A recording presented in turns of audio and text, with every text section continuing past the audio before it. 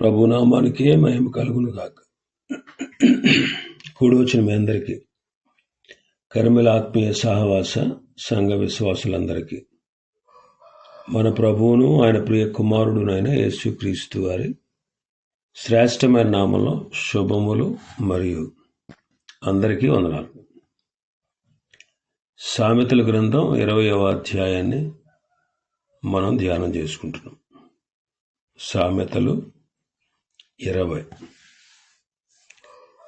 ఈ 20వ అధ్యాయంలో విషయాలు ఏంటంటే మద్యము, వ్యవసాయము, దయచూపుట, కలహమునకు దూరముగా ఉండుట, బాలుడి నడవడిక, సోమరితనం, వదలబోతు, తల్లిదండ్రులను సన్మానించుట, యెహోవా కొరకు కనిపెట్టుకొనుట, జ్ఞానము గల రాజు మొదలగు విషయాలు మనం ఈ అధ్యాయంలో చూడవచ్చు.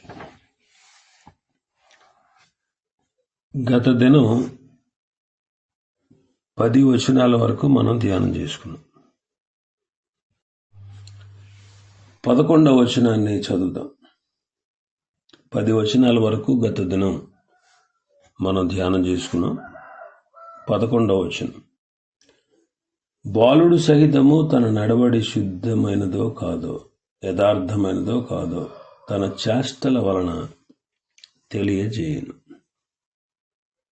బాలుడు సహితము తన నడవడి వలన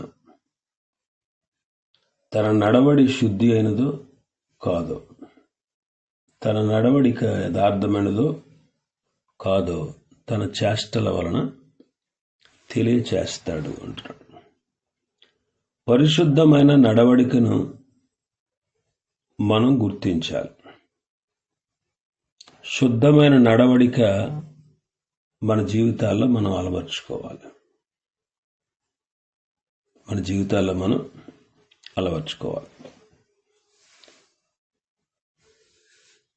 మత్తయి సువార్త 7వ అధ్యాయం 16వ వచనాన్ని చదివితే,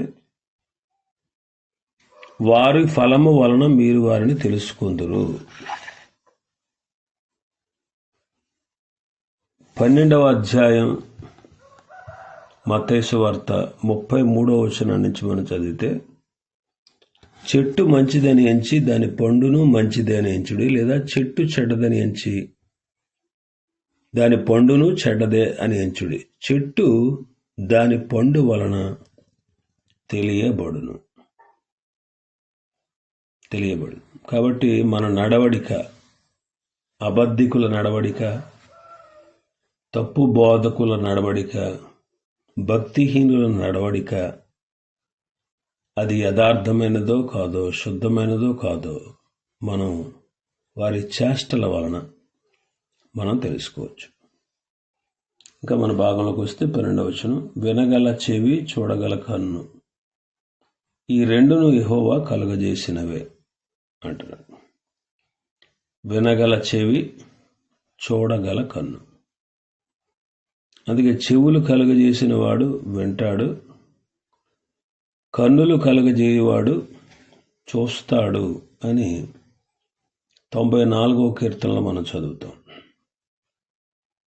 ఆయన చూస్తున్నాడు కాబట్టి ఆ చూచుచున్న దేవునికి, వింటున్న దేవునికి మనం లెక్క అప్పగించాలని ఆ భయం కలిగి జాగ్రత్తగా మనం జీవించాలి. ఇంకా మన భాగంలో 13వ వచనానికి వస్తే, లేమికి భయపడి నిద్ర యందు ఆసక్తి విడువుము, నీవు మేలుకొని ఉండిన ఎడల ఆహారము తిని తృప్తి పొందుతావు అంటాడు. లేమికి భయపడి నిద్ర నుండి ఆసక్తి విడువుము అంటాడు. 19వ అధ్యాయం 15వ వచనాన్ని చదివితే, సోమరితనము గాఢ నిద్రలో పడవేస్తది, సోమరివాడు పస్తు ఉండాలి అంటాడు.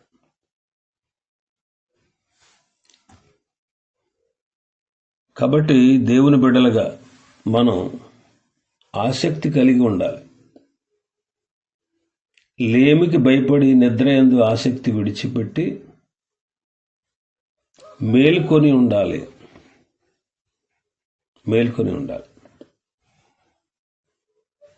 ఆసక్తి విషయంలో మాంద్యులు కాక ఆత్మయందు తీవ్రత గలవారే ప్రభువుని సేవించాలి అంటారు రోమపత్రిక 12:11.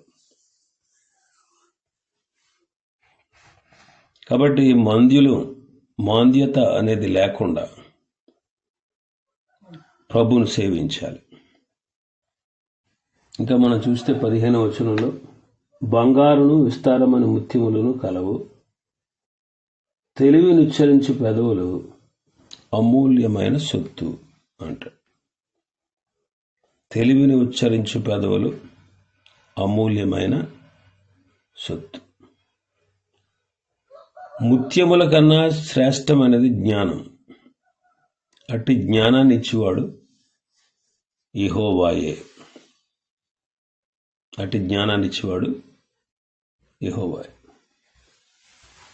14వ వచనంలో మనం చూస్తే కొనువాడు జబ్బుది అంటాడు, అవతలకు వెళ్ళేవాడిని దాన్ని మెచ్చుకుంటాడు అంటాడు. కొనేవాడు ఇది మంచిది కాదు అంటాడు, కొంటాడు. కొన్న తర్వాత దాన్ని తీసుకువెళ్ళి దాన్ని మెచ్చుకుంటా ఉంటాడు. ఇంకా 16వ వచనాల్లో మనం చూస్తే అన్యుల కొరకు పూటపడు అని వస్త్రం పుచ్చుకొను, పరుల కొరకు వారిని కుదువ పెట్టించుము అని. ఈ సంగతి 6వ అధ్యాయంలో మనం ధ్యానించాం. ఇంకా 17వ వచనంలో మనం చూస్తే మోసము చేసి తెచ్చుకున్న ఆహారము మనుషులకు బహు ఇంపుగా ఉండదు, పిమ్మట వాని నోరు మంటితో నింపబడు. మోసము చేసి సంపాదించుకున్నటువంటి ఆహారము అది ఇంపుగానే ఉంటుంది, పిమ్మట వాని నోరు మంటితో నింపబడుతుంది. అంటే పాప సంబంధమైనటువంటి ఆదాయం అది తాత్కాలికమైనది, అది దేనికి ఉపయోగపడదు, అది మనకు ఉపయోగకరంగా ఉండనేరదు. అది తాత్కాలికం అన్నమాట. ఇంకా మన భాగంలో చూస్తే 18వ వచనం, ఉద్దేశములు ఆలోచన చేత స్థిరపరచబడును, వివేకము గల నాయకుడివై యుద్ధము చేయుము అంట. మనకున్న ఉద్దేశాలు ఆలోచన చేసినప్పుడు, ఎలా చేయాలి అనే ఆలోచన చేసినప్పుడు అవి స్థిరపరచబడతాయి. ఆలోచన లేని ఉద్దేశాలు అవి స్థిరంగా ఉండవు. వివేకము గల నాయకులుగా మనం పని చేయాలి. యుద్ధం చేసేవాడు, నాయకుడు వివేకం గలవాడే ఉండాలి.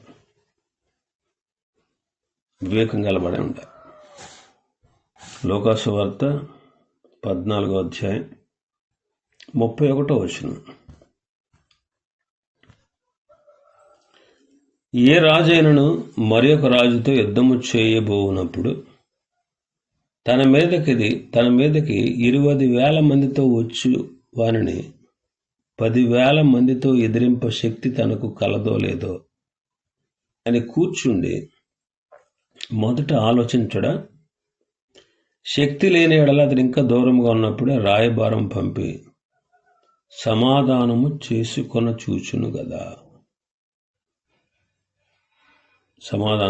చూచును. కాబట్టి వివేకం గల నాయకుడుగా యుద్ధం చేయాలి అంటాడు. ఇంకా 19వ వచనం చదివితే, కొండెగాడై తిరుగువాడు పొరుల గుట్టు బయటపెట్టును, కావున వదరుబోతుల జోలికి పోకుము అంటాడు. కొండెగాడై తిరుగువాడు పరుల గుట్టు బయట పెడతాడు. నమ్మకమైన స్వభావం గలవాడు సంగతి దాస్తాడు అంటాడు. 13వ అధ్యాయం 3వ వచనంలో తన నోరు కాచుకున్నవాడు తన్ను కాపాడుకుంటాడు. ఊరకొనక మాట్లాడేవాడు తనకు నాశనం తెచ్చుకుంటాడు. రోమాపత్రిక 16వ అధ్యాయం 18వ వచనాన్ని చూస్తే, వారు ఇంపైన మాటల వలనను ఇచ్చికముల వలనను నిష్కపటుల మనస్సులను మోసపుచ్చుతారు అంటాడు. ఇంకా మన భాగంలోకి వస్తే 20వ వచనం, తన తండ్రినైనను తల్లినైనను దూషించు వాని దీపము కారు చీకటిలో ఆరిపోవును అంటాడు. తల్లిదండ్రులను మన్నన చేయనందుకు శాపం కలుగుతుంది అనే విషయాన్ని ఇక్కడ భక్తుడు తెలియపరుస్తున్నాడు. తల్లినైనను తండ్రినైనను దూషించిన వారి దీపము కారు చీకటిలో ఆరిపోతుంది. 30వ అధ్యాయం 11వ వచనంలో కూడా ఆ మాట ఉంటుంది. 30వ అధ్యాయం 11వ వచనం, తన తండ్రిని శపించుచు తల్లిని దీవించని తరము కలదు. 17వ వచనంలో 30వ అధ్యాయం 17వ వచనం చూస్తే, తండ్రిని అపహసించి తల్లి మాట విననొల్లని వాని కన్ను లోయ కాకులు పీకును, పక్షిరాజు పిల్లలు దానిని తినును అంటాడు. నీవు దీర్ఘాయుష్మంతుడు ఒగినట్లు నీ తల్లిని తండ్రిని సన్మానింపుము అంటాడు నిర్గమాకాండం 20వ అధ్యాయంలో. నిర్గమాకాండం 21:17లో తన తండ్రినైనను తల్లినైనను శపించువాడు నిశ్చయముగా మరణశిక్ష నందును అంటాడు. లేవీకాండం 20వ అధ్యాయం 9వ వచనం చదివితే, ఎవడు తన తండ్రినైనను తన తల్లినైనను దూషించును వానికి మరణశిక్ష విధింపవలెను. వాడు తన తండ్రినో తల్లినో దూషించను గనుక తన శిక్షకు తానే కారకుడు అంటాడు. తన శిక్షకు తానే కారకుడు. ఇంకా మనం చూస్తే మన భాగంలో 21వ వచనం, 20వ అధ్యాయం 21వ వచనం, మొదట బహు త్వరితముగా దొరికిన స్వాస్థ్యము తొదకు దీవెన నందకపోవును అంటాడు. మొదట బహు త్వరితముగా దొరికిన స్వాస్థ్యం తొదకు దీవెనను అందకపోవును. 28వ అధ్యాయం 20వ వచనం చదివితే, నమ్మకమైన వానికి దీవెనలు మెండుగా కలుగును, ధనవంతుల గుడ్డకు ఆతురపడువాడు శిక్ష నొందకపోవడం అంటాడు. 13వ అధ్యాయం 11వ వచనాన్ని మనం చదివితే, మోసము చేత సంపాదించిన ధనము క్షీణించిపోద్ది, కష్టము చేసి కూర్చుకునేవాడు తన ఆస్తిని వృద్ధి చేసుకుంటాడు అంటాడు. తప్పిపోయిన కుమారుడు ఆస్తి అంతా తండ్రి దగ్గర నుంచి తెచ్చుకున్నాడు, కానీ అది వెంటనే నాశనం అయిపోయింది. అతడు తిరిగి తండ్రి వద్దకు వచ్చినప్పుడు శాశ్వతమైన దీవెన పొందాడు. శాశ్వతమైన దీవెన పొందాడు. ఇంకా మన భాగంలో 22వ వచనం మనం చదివితే, కీడుకు ప్రతి కీడు చేసేదని అనుకునవద్దు, యెహోవా కొరకు కనిపెట్టుకును, ఆయన నిన్ను రక్షించును. కీడుకు ప్రతి కీడు చేద్దాం అని అనుకోవద్దు. దేవుడే న్యాయకర్త, దేవుడే న్యాయం తీర్చేవాడు, నిన్ను రక్షించేవాడు. కాబట్టి ఆయన కొరకు కనిపెట్టుకో అని భక్తుడు సెలవిస్తున్నాడు. వాడు నాకు చేసినట్లు వానికి చేసేదను, వారి క్రియల చొప్పున వారికి ప్రతిఫలం ఇచ్చేదను అనుకోనవద్దు అంటాడు 24వ అధ్యాయం 29వ వచనం. రోమాపత్రిక 12వ అధ్యాయంలో మనం చూస్తే 17వ వచనం నుంచి, కీడుకు ప్రతి కీడు ఎవనికి చేయవద్దు, మనుషులందరి దృష్టికి యోగ్యమైన వాటిని గూర్చి ఆలోచన కలిగి ఉండుడి అంటాడు.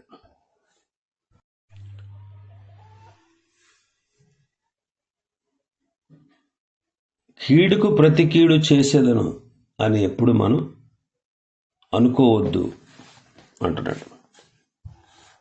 కాబట్టి కీడుకు ప్రతి కీడు చేయకూడదు. మనుషులందరి దృష్టికి యోగ్యమైన దాని అందే యోగ్యమైన వాటిని గూర్చి మనం ఆలోచన కలిగి ఉండాలి. ఇంకా మనం చూస్తే 23వ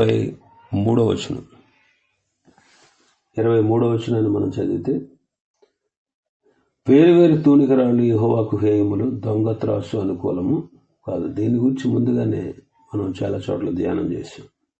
24వ వచనం మనం చదివితే, ఒకని నడతలు యెహోవా వశము, తనకు సంభవింపబోనది ఒకడు ఎట్లు తెలుసుకొనగలడు అంటాడు.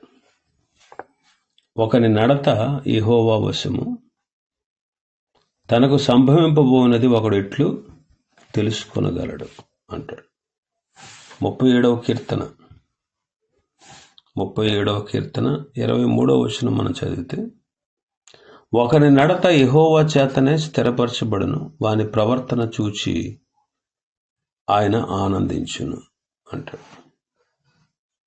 ఇంకా మనం చూస్తే మన భాగంలో 25వ వచనాన్ని మనం చదివితే, వివేచింపక ప్రతిష్ఠితమని చెప్పుటయు, మ్రొక్కుకునే తర్వాత దాని గురించి విచారించుటయు ఒకనికి ఊరి అగును అంటాడు. మ్రొక్కుకున్న తర్వాత వివేచింపక ఇది ప్రతిష్ఠితం అని చెప్పడం, మ్రొక్కుకున్న తర్వాత అరే ఇలా ఎందుకు మ్రొక్కుకున్నానరా అని దాని గురించి విచారించడం ఒకడికి ఊరి అవుతుంది అంటాడు. ప్రసంగి గ్రంథం 5వ అధ్యాయంలో కూడా చదువుతాం, 4-5 వచనాలు. నీవు దేవునికి మ్రొక్కుబడి చేసుకునేలా దాన్ని చెల్లించుటకు ఆలస్యము చేయకుము, బుద్ధిహీనులు యందు ఆయనకి ఇష్టము లేదు. నీవు మ్రొక్కుకొనిన దాన్ని చెల్లించుము, నీవు మ్రొక్కుకొని చెల్లింపకుండుట కంటే మ్రొక్కుకొనకుండుటయే మేలు అంటాడు. యెఫ్తా మున్ముందు ఏం జరగబోతుందో తెలియక మ్రొక్కుబడి చేసుకున్నాడు. తర్వాత తన కుమార్తెకు మ్రొక్కుకొనిన ప్రకారంగా చేయవలసి వచ్చింది. ఇంకా మన భాగంలోకి వస్తే 26వ వచనం. జ్ఞానము గల రాజు భక్తిహీనులను చెదరగొట్టును, వారి మీద చక్రము దొర్లించును. భక్తిహీనులను చెదరగొడతాడు జ్ఞానము కలిగినటువంటి రాజు. ఆ జ్ఞానము కలిగిన రాజు ప్రభువైన యేసుక్రీస్తే. ఆయన భక్తులను పరలోకమును చేరుస్తాడు, భక్తిహీనులు నరకానికి పంపబడతారు. ఇంకా మనం చూస్తే 27వ వచనంలో, నరుని ఆత్మ యెహోవా పెట్టిన దీపము, అది అంతరంగములన్నీ శోధించును అంటాడు. మనుషులను శోధించడానికి, వారు తనలో జరుగుతున్న వాటిని గుర్తించేలా చేయడానికి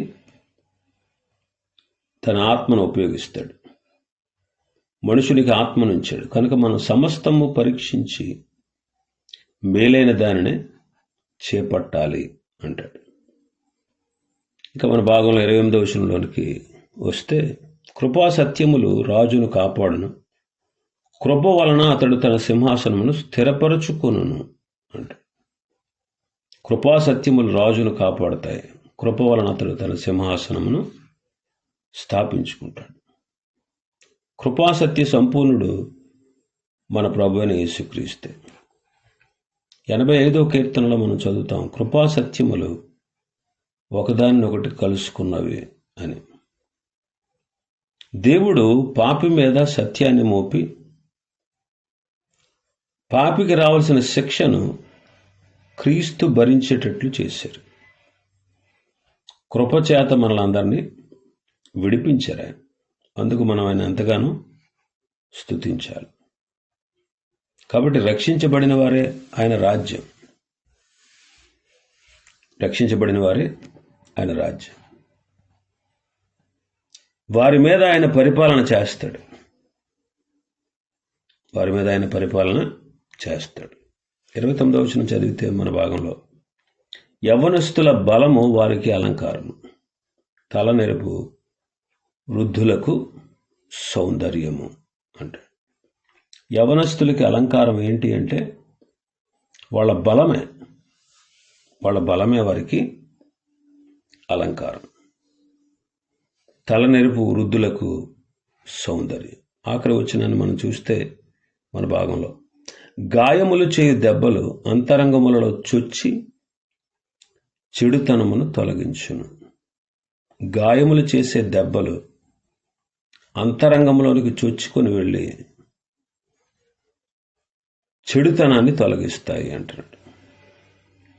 అందుకే పిల్లలను శిక్షించాలి అంటాడు. 22:15 వచనం చదివితే, బాలుని హృదయంలో మూఢత్వం స్వాభావికంగా పుట్టును, శిక్షాదండము దానిని వానిలో నుండి తోలివేయును. మూఢత్వం తోలివేయబడాలి, చెడు తొలగించబడాలి అంటే గాయములు చేయి దెబ్బలు అవసరం. పిల్లలను శిక్షిస్తే వారి ఆంతర్యంలో ఉన్న చెడుగు